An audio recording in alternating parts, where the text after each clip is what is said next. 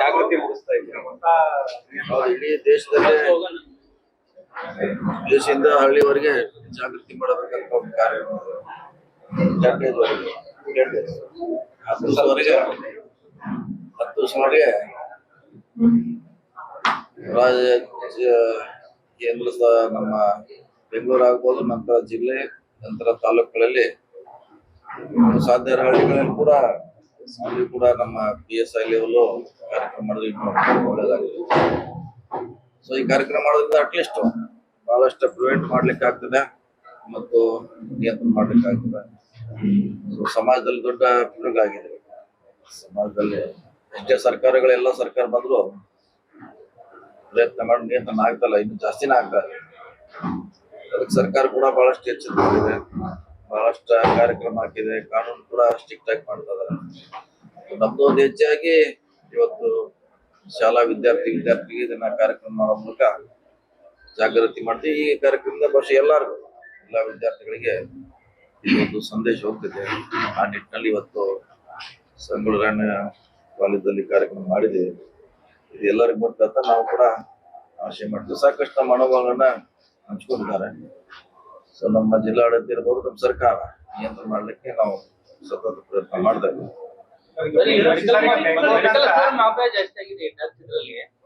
Medical ಸ್ಟೋರ್ಗಳು ಇರ್ತಾವಲ್ಲ, ಅಲ್ಲಿ drugs for example syrup ಸಣ್ಣ ಸಣ್ಣ ಮಕ್ಕಳು ತಗೋತಾ ಇದ್ದಾವ. ಅದು ಕೊಡ್ಬೇಕು ಕೊಡಬಾರ್ದು ಅಂತ ಡ್ರಗ್ ರೇಡ್ ಹಾಕಲ್ಲ. ಕನ್ವರ್ಟ್ ಮಾಡ್ಕೋತಾರ, ಅವರು ಮಿಕ್ಸ್ ಮಾಡ್ತಾರೆ, ಅವರೇ ಏನೋ ಒಂದು ಫಾರ್ಮುಲಾ ಹುಡುಕ್ತಾರೆ, ಏನೇನೋ ಮಿಕ್ಸ್ ಮಾಡ್ತಾರ, ಪೆಪ್ಸಿ ಕೋಕೋ ಕೋಲಲ್ಲಿ ಹಾಕ್ತಾರೆ. ಅದನ್ನ ಡ್ರಗ್ಸ್ ಅಂತ ಅಥವಾ ಆಲ್ಕೋಹಾಲ್ ಅಂತ ಜನರೇಟ್ ಮಾಡಿ ಅಂದ್ರೆ ಹೊಸದು ಈಸಿ. ಯಾಕಂದ್ರೆ ಬಹಳಷ್ಟು ರಿಸ್ಟ್ರಿಕ್ಷನ್ ಇರೋದ್ರಿಂದ ಇನ್ನು ಹೇಳ್ದಂಗೆ ಕೆಮ್ಮಿನ ಔಷಧ ತಗೋತಾರೆ, ಅದರಿಂದನೂ ಕೂಡ ಮಾಡ್ಲಿಕ್ಕೆ ಪ್ರಯತ್ನ ಮಾಡ್ತಾರೆ. ಅವ್ರದೇ ಅಂತ ಒಂದು ಸೋರ್ಸ್ ಈಸಿಯಾಗಿ, ಈಗ ಬೇರೆ ಆದ್ರೆ ಕಷ್ಟ ಆಗ್ಬೋದು ಅಂತ ಇದನ್ನ ಮಾಡ್ತಾರೆ. ಇನ್ನು ಬೇರೆ ಗಾಂಜಾ ಡ್ರಗ್ಸ್ ಅದು ಕೂಡ ಇದೆ, ಅದು ಏನು ಕಡಿಮೆ ಇಲ್ಲ, ಅದು ಕೂಡ ಎಲ್ಲ ಹಂತದಲ್ಲಿ ಇದೆ. ಪ್ರಯತ್ನ ಅಂತೀವಿ, ಸರ್ಕಾರಗಳು ಮಾಡ್ತಾ ಇದ್ದಾರೆ. ಬೆಂಗಳೂರು ನಂತರ ಬೆಳಗಾವಿ ಅತಿ ಹೆಚ್ಚು ಡ್ರಗ್ಸ್ ಗಾಂಜಾ ಮೂಲ ಏನು ಸಪ್ಲೈ ಆಗುತ್ತ ಅಂತ ಹಿಡಿತಾರೆ. ಅದು ಹೇಳಿದಂಗೆ ನಮ್ದೇ ದೇಶದಲ್ಲೂ ಎಲ್ಲ ಹೊರಗಿಂದ ಬರ್ತದೆ. ರಾಜಸ್ಥಾನ ಬರ್ತೈತೆ, ಪಂಜಾಬ್ ಮೇಜರ್ ಹೈಯೆಸ್ಟ್ ಸಮಸ್ಯೆ ಇರೋದು ಪಂಜಾಬ್ದಲ್ಲಿ. ಸೊ ನಮ್ಮ ರಾಜ್ಯ ಮೂಲಕ ಕೆಳಗಡೆ ಕೇರಳ, ತಮಿಳುನಾಡು ಹೋಗೋದು ಕೂಡ ಹಿಂಗೆ ಹೋಗಿ ಬಹಳ ಚೆನ್ನಾಗಿ ಅದನ್ನು ಸೀಸ್ ಮಾಡ್ತಾರೆ. ಹಿಂಗಾಗಿ ನಮ್ಮಲ್ಲಿ ಸಂಖ್ಯೆ ಜಾಸ್ತಿ ತೋರಿಸಿದ್ರ ಆ ಕಡೆ ಹೋಗೋರು ಒಂದ್ಸಲ ಇಲ್ಲೇ ಸಿಕ್ಕೊಂಡ್ ಬೀಳ್ತಾರ, ಬೆಳಗಾವಿಯಲ್ಲಿ ಅಥವಾ ನಮ್ಮ ರಾಜ್ಯದಲ್ಲಿ. ಹಾಗಾಗಿ ಅದು ಸಂಖ್ಯೆ ಹೆಚ್ಚಿದೆ. ಸಿಗ್ತಾ ಇದೆ ಸರ್. ಈಗ ಹೆರೋಯಿನ್ ಅದು ಆಗ್ಲಿಕ್ಕೆ ಸಿಟಿಯಲ್ಲಿ ಈ ಲಾಸ್ಟ್ 3 months ಅಲ್ಲಿ ಹೆಚ್ಚಾಗಿದೆ. ಹೆಚ್ಚು ಮಾಡುವಂತ ಸಣ್ಣ ಸಣ್ಣ ಘಟಕ ಇರ್ತಾರ, ಕಾರ್ಖಾನೆಗಳು ಅಲ್ಲಿ ತಯಾರು ಮಾಡ್ತಾರೆ. ಲಾಸ್ಟ್ ಟೈಮ್ ಒಂದು ಬೆಂಗಳೂರಲ್ಲಿ ಸೀಸ್ ಮಾಡಿದ್ರು, ಅದೇ ಸೇಮ್ ಸಿಮಿಲರ್. NDPS ಆಕ್ಟ್ ಅಲ್ಲಿ ಎಕ್ಸೈಸ್ ಕೈ ಜೋಡಿಸ್ಬೇಕು ಪೊಲೀಸರಿಗೆ, ಬಟ್ ಅವ್ರು ಕೈ ಜೋಡಿಸೋದಿಲ್ಲ. ಅವ್ರು ಎಲ್ಲೆಲ್ಲೂ ಕುತ್ಕೊಂಡಿರ್ತಾರೆ, ಇವ್ರು ಕೆಲಸ ಮಾಡೋದು, ಅವ್ರು ಸುಮ್ಮನೆ ಕುತ್ಕೊಂಡು ಆಗ್ತಾ ಇದೆ. ಬಟ್ ಆ ನಿಟ್ಟಿನಲ್ಲಿ ಏನ್ ಮಾಡಕ್ಕೆ ಎಕ್ಸೈಸ್ ಬೇಕಾದ್ರೆ ಮಾಡ್ಬೇಕು. ಅವ್ರದ್ದು ಜವಾಬ್ದಾರಿ ಇದೆ ಅಲ್ಲ, ಅವ್ರು ಇದೆ ಇವ್ರದ್ದು ಇದೆ. ಎರಡು ಆದ್ರೆ ಇನ್ನೂ ಸ್ಟ್ರೆಂತ್ ಆಗ್ತದೆ. ಯಾಕಂದ್ರೆ ಅವ್ರದ್ದು ಸೋರ್ಸ್ ಇರ್ತದೆ, ಇವ್ರದ್ದು ಸೋರ್ಸ್ ಇರ್ತದೆ. ಸೊ ಒಳ್ಳೇದು ನೀವು ಹೇಳ್ದಂಗೆ ಇಬ್ರು ಕೂಡ ಮಾಡಿದ್ರೆ ಸೊ ಇನ್ನೂ ಹೆಚ್ಚು ಪರಿಣಾಮಕಾರಿಯಾಗಿ ನಾವು ನಿಯಂತ್ರಣ ಮಾಡಬಹುದು. ಕೌಂಟರ್ ಕೊಡ್ತಾ ಇದ್ದಾರೆ ಎಲ್ಲ ಅಂಗಡಿಯವರು, ಅದನ್ನು ಕಡಿಮೆ ಮಾಡ್ತಾರೆ. ಕಂಪಲ್ಸರಿ ಅನ್ನೋದು ಮಾಡ್ತಾರೆ. ನಾವು ಡ್ರಗ್ಸ್ ಕಂಟ್ರೋಲ್ ಮಾಡ್ತಾರೆ ಹೇಳ್ತೀವಿ, ಡಿಸಿಆರ್ ಹೇಳ್ತಾರೆ, ಅದನ್ನ ನಿಯಂತ್ರಣ ಮಾಡಬಹುದು. ಯಾಕಂದ್ರೆ ಒಂದು ಸಾರಿ ಸಿಟಿಯಿಂದ ಡಾಕ್ಟರ್ ಇಂದ ಕೊಡ್ತಾರೆ. ಈಗ ಈ ವಿದ್ಯಾರ್ಥಿಗಳ ಡ್ರಗ್ಸ್ ಇಂದ ಏನು ಅಡಿಕ್ಟ್ ಆಗ್ಬಿಡ್ತಾರೆ ಕಾನ್ಸೆಪ್ಟ್ ಮಾಡಿದ್ರು. ಆಯಾ ಎಲ್ಲಾ ಕಾಲೇಜುಗಳಲ್ಲಿ ಒಂದಿಷ್ಟು ಪರ್ಸೆಂಟೇಜ್ ಆಫ್ ಮೆಡಿಕಲ್ ಟೆಸ್ಟ್ ಮಾಡಬೇಕು. ಸೊ ಅದು ಎಲ್ಲ ಇಂಪ್ಲಿಮೆಂಟ್ ಆಗುತ್ತೆ. ಓವರಾಲ್ ಡಿಸ್ಟ್ರಿಕ್ಟ್ ಕೂಡ ಅದು ಇಂಪ್ಲಿಮೆಂಟ್ ಮಾಡ್ಬೇಕಾಗುತ್ತೆ. ಇಡೀ ರಾಜ್ಯಕ್ಕೆ ಅಪ್ಲೈ ಮಾಡಿದ್ರೆ ಇನ್ನೂ ಮಾಡ್ಬೋದ್ರ ಆ ತರ 70% ಸ್ಟೂಡೆಂಟ್ಸ್ ಚೆಕ್ ಮಾಡಿ ಅಂತ ರಿಕ್ವೆಸ್ಟ್ ಮಾಡಿದ್ರು. ಪೋಷಕರ ರಿಕ್ವೆಸ್ಟ್ ಮಾಡ್ರಿ ಅವ್ರಿಗೆ, ಅವ್ರ ಪಾಲಕರು ಒಪ್ಪಿದ್ರೆ ಅವ್ರಿಗೆ ಒಂದು ಗ್ಯಾರಂಟಿ ನಮ್ಮ ಅದ್ರಲ್ಲಿ ಇಲ್ಲ ಅಂತ.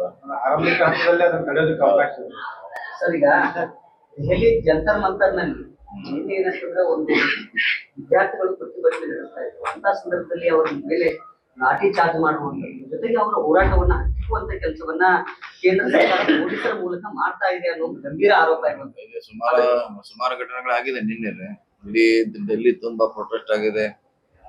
ಒಂಥರ ವಾತಾವರಣ ಬಿಗಿಯಾಗಿದೆ.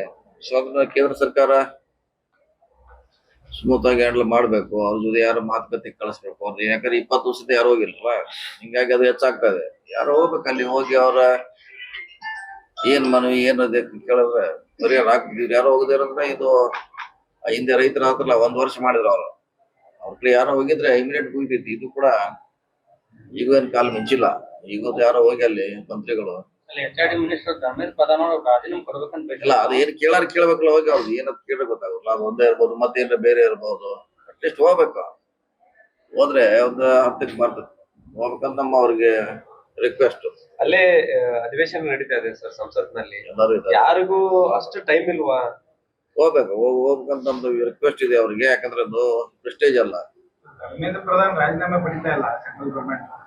ಅಲ್ಲ ಸೆಕೆಂಡ್ರಿ ಅದು, ಆಮ್ಯಾಗ ಅದು ಸೆಕೆಂಡ್ರಿ ಆದ್ಮೇಲೆ ಅವ್ರು ಹೋಗಿ ಕೇಳ್ಬೇಕಲ್ಲ. ಎದ್ದು ಏನಾದ್ರು ಒಂದೇ ಇದೆಯಾ, ಬೇರೆ ಏನಿದೆಯಾ ನಿಮ್ದು, ಏನಾದ್ರು ಒಂದೇ ಅವ್ರದ್ದಿಲ್ಲ, ಬೇರೆ ಬೇರೆ ಡಿಮಾಂಡ್ ಕೂಡ ಇದೆ ಅವ್ರು.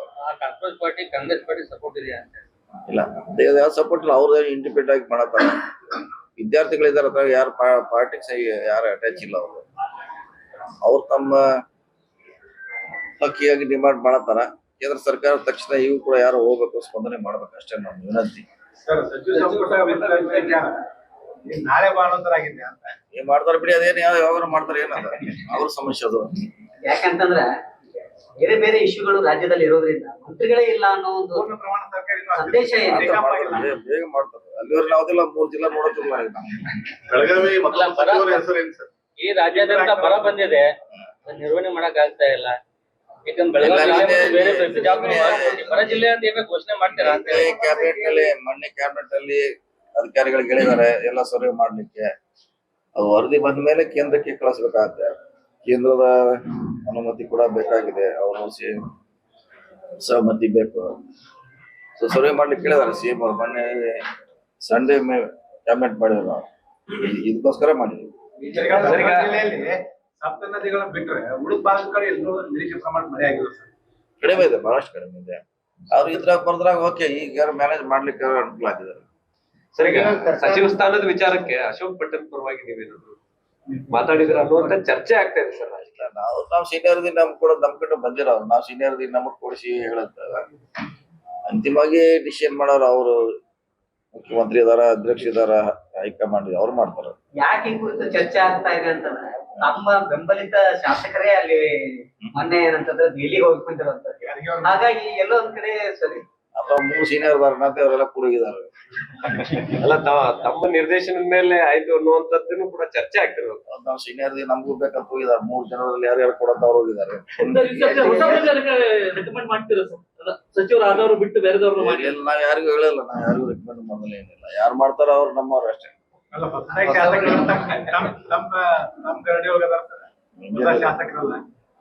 ಯಾರು ಬಂದ್ರು ನಮ್ಮವ್ರೆ, ಅದಕ್ಕೇನೆ ಪ್ರಶ್ನೆ. ರಾಜು ಶೆಟ್ಟಿ ಅವ್ರ ಮುಖದ ಮೇಲೆ ಬಂದ ಬರ್ತಾರೆ ಸರ್, ಏನಾದ್ರು ಅವ್ರು ಯಾಕಂದ್ರೆ ಅವ್ರ ಸಮುದಾಯದವರು ಎರಡು ಅವಕಾಶಗಳು ಸರ್. ಈ ರೆಸ್ಟ್ರಿಕ್ಷನ್ ಇದೆಲ್ಲ, ರೆಸ್ಟ್ರಿಕ್ಷನ್ ಹಾಕಿದ್ದಾರೆ.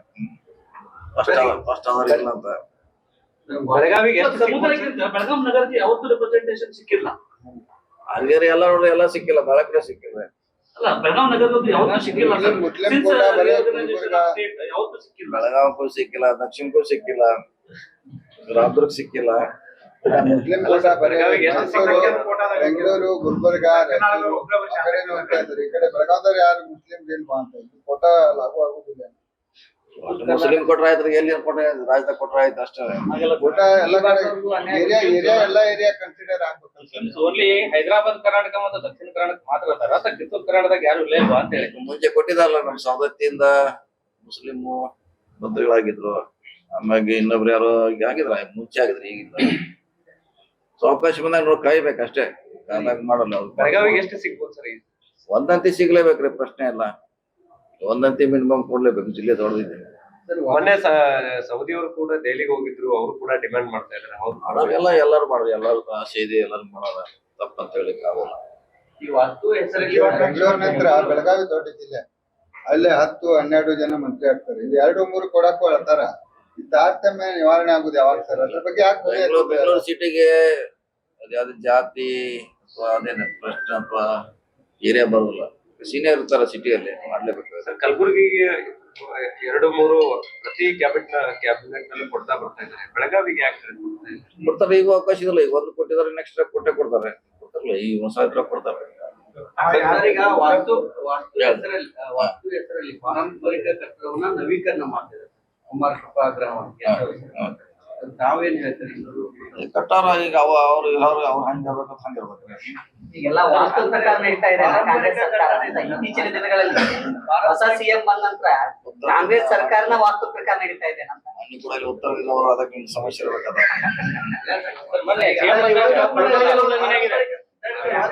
ಮೊನ್ನೆ ಸಿಎಂ ಬಂದಾಗ ಪ್ರೋಟೋಕಾಲ್ ಉಲ್ಲಂಘನೆ ಆಗಿದೆ. ಆ ನಿಟ್ಟಿನಲ್ಲಿ ಅಧಿಕಾರಿಗಳ ವಿರುದ್ಧ ಯಾವ ಕ್ರಮ ಕೈಗೊಳ್ಳುತ್ತಾರೆ? ಯಾವ್ದು DHO ಅವರಿಗೆ ಸರಿಯಾಗಿ ಯಾರ್ರೆ ಆಂಬುಲೆನ್ಸ್ ಅನ್ನ ಸರಿಯಾಗಿ ನಿಭಾಯಿಸಿಲ್ಲ. ವೈದ್ಯರನ್ನ ನೇಮಕ ಮಾಡಿಲ್ಲ. ಸಿಎಂ ಬಂದಾಗ ಅಷ್ಟು ದೊಡ್ಡ ನಿರ್ಲಕ್ಷ್ಯ ಯಾಕೆ ಸರ್? ಜಿಲ್ಲಾಧಿಕಾರಿಗಳು DC ಅವ್ರು ನೋಟಿಸ್ ಕೊಟ್ಟಿದ್ದಾರೆ ಅಂತ ಅವ್ರು ನೋಡ್ತಾರೆ. ಅದು ಮುಂದಾಗಿರುತ್ತೆ ಆಗದಂಗೆ ನೋಡ್ಕೋಬೇಕು ಅಷ್ಟೇ. ಸೀರಿಯಸ್ ಆಫೀಸರ್ ಆಕ್ಷನ್ ತಗೋತಾರೆ. ಅಲ್ಲ, ಜಿಲ್ಲಾಡಳಿತದ ಜೊತೆ ಸರಿಯಾಗಿ ಕಮ್ಯುನಿಕೇಟರ್ ಮಾಡ್ತಾ ಇಲ್ಲ ಒಬ್ಬ ಅಧಿಕಾರಿ ಅಂತ. ಅವ್ರ ಡ್ಯೂಟಿ ಎಲ್ಲ DC ಅವ್ರು ನೋಡ್ಲಿಕ್ಕೆ ಆಗೋಲ್ಲ. ಅವ್ರು ಮಾಡ್ಬೇಕು, ಅವ್ರು ಮಾಡಿಲ್ಲ. ಅಲ್ಲ, DC ಅವರು ಹೇಳಿ ಆದ್ಮೇಲೂ ನಡೀತಾ ಇದಾವೆ ಸರ್. ಅವ್ರ ಡ್ಯೂಟಿ ಯಾಕಂದ್ರೆ ಆಯಾ ಇಲಾಖೆ ಅವರು ತಾವು